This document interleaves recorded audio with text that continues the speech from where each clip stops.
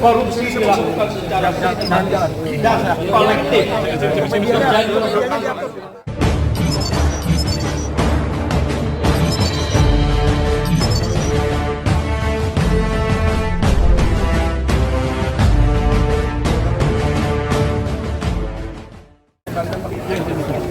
Korupsi dilakukan secara sistematis dan kolektif, baik di Kementerian Perdagangan dan juga korupsi tidak lagi hanya saja dilakukan oleh pimpinan proyek atau pegawai rentahan, tetapi kolektif dari bawah sampai atas, sampai ke pejabat tinggi negara. Ya. Jawab, mantap nih.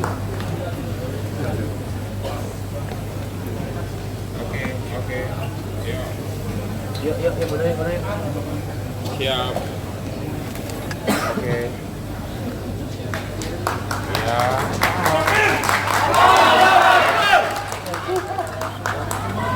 Good. Ada. Siap.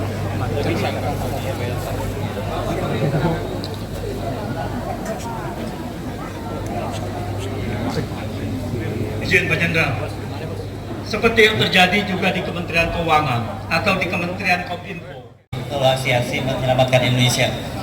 Baik Bapak-bapak dan Ibu-ibu sekalian, jadi ini luar biasa, ruangan ini full dan saya lihat sebagian masih berdiri di luar. Nanti sebentar lagi sebenarnya acara sudah kita mulai, tapi kita akan saya akan menyampaikan rundown-nya ya. Ini rundown-nya seperti ini, akan ada 5 orang pembicara di luar Pak Gatot. Pak Gatot nanti akan menjadi pembicara utama, dan karena ini waktunya tanggung ya, nanti sebentar lagi kan ada sholat asar, karena ini disiarkan secara live di sejumlah channel YouTube, jadi kita tidak mungkin melakukan break, bukan tidak mungkin, kita tidak akan melakukan break untuk sholat asar. Jadi kita minta begitu waktunya sholat asar tiba, silakan secara bergantian untuk sholat asar. Sementara ini run through, ini akan jalan terus untuk kegiatan. Bisa disepakati seperti itu ya? Oke, sepakat. Nanti jangan dibilang bahwa kita mengabaikan ada. Dan untuk sholat asar ada ruangan di sebelah ya, di sebelah bisa secara bergantian. Dan saya kira banyak juga yang datang dari luar kota. Jadi ini safar gitu berjalan sudah di jamak ya, sudah di jamak kosor. Ya sudah jamak, dan saya kira jamaknya jamak apa takdim ya sebelumnya, jadi sudah aman. Tapi kalau yang mas ikut yang dalam kota juga mau ikut mazhab itu silahkan, saya tidak tahu hukumnya gimana, nanti Gus Aam bisa menjelaskan itu apakah boleh ikut yang ada rusuh juga untuk yang di dalam kota untuk melakukan jamak kosor. Baik Bapak-bapak dan ibu-ibu sekalian, atau saya balik, ini terlalu kita katanya tidak sensitif dengan gender, ibu-ibu dan bapak-bapak sekalian, itu yang lebih tepat begitu ya. Ada Bung Nur Hayati nanti udah mulai diprotes saya. Ibu-ibu dan bapak-bapak sekalian, kita akan mulai. Jadi kalau ada 5 pembicara, saya mesti ingatkan pada pembicara karena acara ini akan berakhir pada 17.30. Karena pada 17.47 itu sudah masuk waktu maghrib di Jakarta. Jadi kita akan selesai sebelum masuk maghrib ya. Kalau maghrib nggak ada tawar-menawar itu untuk ditabrak gitu. Nah, ada 6 orang pembicara dan kami minta untuk nanti para pembicara maksimal untuk menyampaikan orasinya itu 30 menit. Mohon di masing-masing untuk melihat itu jangan sampai melebihi waktu, karena saya nanti akan agak ketat kalau kemudian waktunya dilampaui karena ada constraint waktu tadi. Baik, untuk orasi pertama, karena tadi disebut bahwa oke ganti baru ya, oke ganti baru atau orasi kebangsaan Gatot Nurmantio dan tokoh Indonesia Pembaharu, kita akan menyambut salah seorang ekonom yang saya kira belakangan ini banyak sekali tulisan-tulisannya dan juga pikiran-pikirannya muncul di berbagai media. Dan oke, sebelum itu saya melihat di belakang sana kelihatannya Pak Gatot Nurmantio udah hadir ya? Ya Bang Anton ya? Oh belum? Oh, saya lihat dari kejauhan silau. Oh Ibu Profesor Husnul Maria baru saja hadir, selamat datang, silakan. Ya, kita beri applause. Kami akan mulai ini untuk orasi kebangsaan pertama. Kita persilakan Mas Antoni Budiawan, silakan.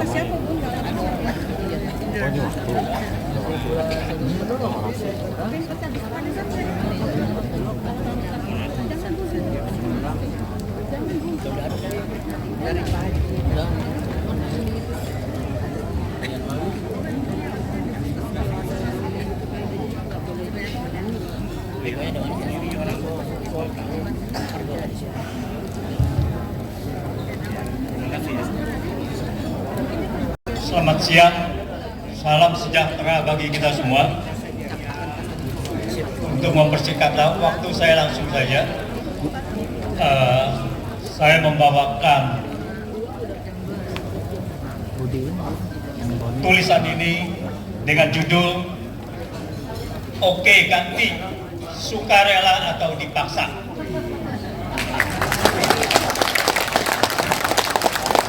Jadi di sini disampaikan pada acara orasi kebangsaan Gatot Nurmantio dan tokoh Indonesia yang disingkat menjadi "Oke ganti". Otto Iskandar Dinata dengan gagah dan berani menyampaikan pidato pada pembukaan sidang Volksraad atau Dewan Rakyat Hindia Belanda tahun 1931-1932. Intinya adalah Indonesia pasti merdeka. Anda mempunyai dua pilihan, menarik diri secara sukarela tetapi terhormat, atau kami usir dengan kekerasan.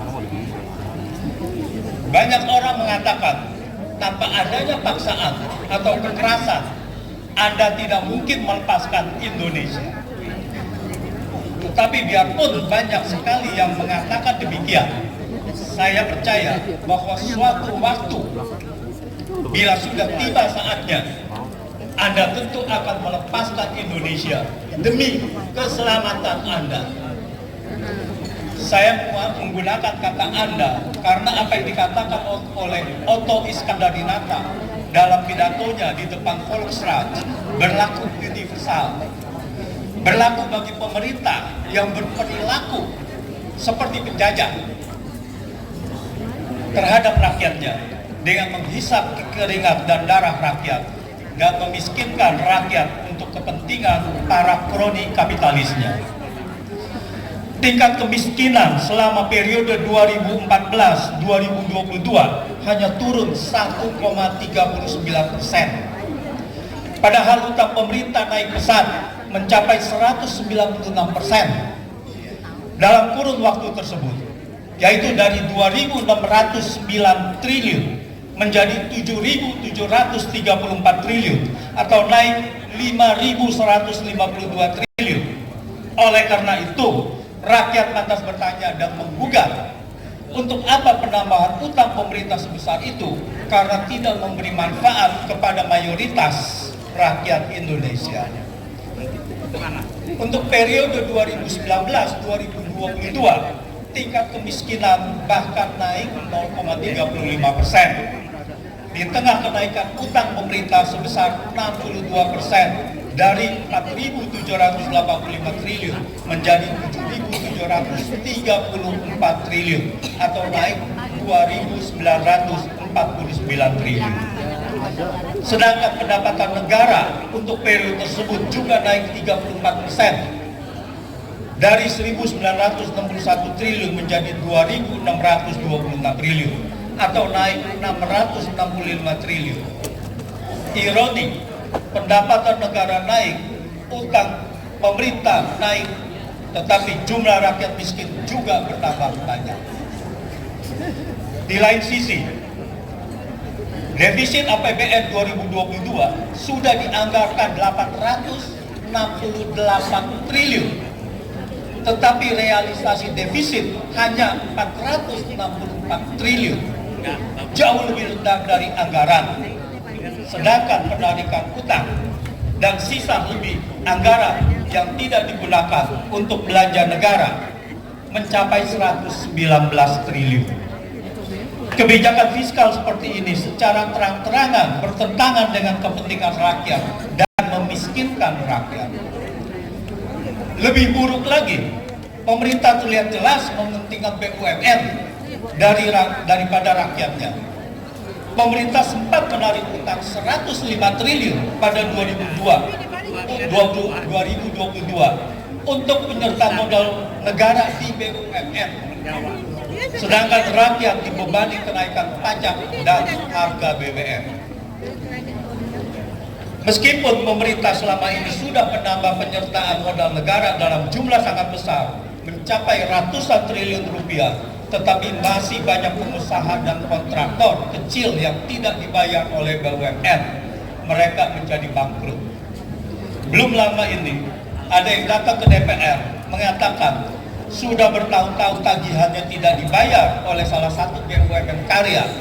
Sekarang rumahnya disita, nilai pekerjaan hanya 700 juta rupiah. Sedangkan uang APBN yang dikorupsi mencapai triliunan rupiah, puluhan triliun rupiah, bahkan bisa mencapai ratusan triliun rupiah. Tetapi rakyat hanya bisa bungkam saja. Seharusnya rakyat bertanya, apakah hari ini kita hidup di alam merdeka? Atau masih hidup di masa penjajahan? Terjajah oleh oligarki dan elit partai politik yang memiskinkan bangsa Indonesia. Seharusnya rakyat menggugat, mengembalikan kehidupan ekonomi kepada rakyat untuk rakyat. Sesuai pasal 23 ayat 1 Konstitusi Indonesia, anggaran pendapatan dan belanja negara sebagai wujud pengelolaan keuangan negara ditetapkan setiap tahun dengan undang-undang dan dilaksanakan secara terbuka dan bertanggung jawab untuk sebesar-besarnya kemakmuran rakyat.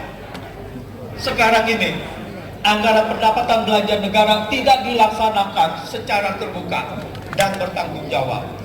Tidak dilaksanakan untuk sebesar-besarnya kemakmuran rakyat.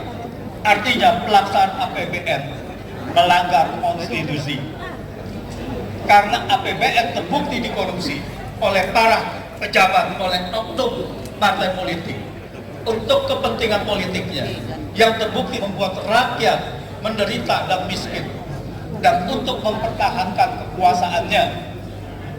Artinya uang rakyat dirampok untuk melawan rakyat. Lebih ironi lagi, di tengah kenaikan pendapatan negara yang sangat tinggi tersebut akibat kenaikan harga komoditas andalan ekspor Indonesia yang notabene adalah milik rakyat, pemerintah malah membebani rakyat dengan menaikkan pajak pertambahan nilai dan harga BBM. Pendapatan negara tahun 2022 naik 31% dibandingkan tahun sebelumnya. Tetapi rakyat dibebani dengan menaikkan pajak pertambahan nilai dari 10% menjadi 11% atau naik 10% pada 1 April 2022. Tidak berhenti di situ. Pemerintah juga menaikkan harga BBM pada awal September 2022. Tidak tanggung-tanggung, harga Pertalite naik 30,7% dari Rp7.650 menjadi Rp10.000 per liter. Dan harga solar naik 32% dari Rp5.150 menjadi Rp6.800 per liter. Ironi ini, kebijakan pemiskinan ini membuat tingkat kemiskinan naik. Kebijakan pemerintah anti kesejahteraan tersebut di atas tidak beda dengan kebijakan pemerintahan kolonial yang juga memiskinkan rakyat Indonesia. Pulangnya naik apa? Sedangkan windfall profit dari kenaikan berbagai harga komoditas hanya dinikmati oleh segelintir orang di lingkaran elit politik dan oligarki yang berperilaku bagaikan penjajah yang dikritik keras oleh Dewan Rakyat, Kolostrat, dan para pejuang bangsa Indonesia di masa penjajahan. Kondisi saat ini bahkan lebih buruk dari masa penjajahan. Dewan Rakyat di masa penjajahan membela kepentingan rakyat, tanpa kenal takut. Sedangkan Dewan Rakyat saat ini menjadi bagian dari penguasa.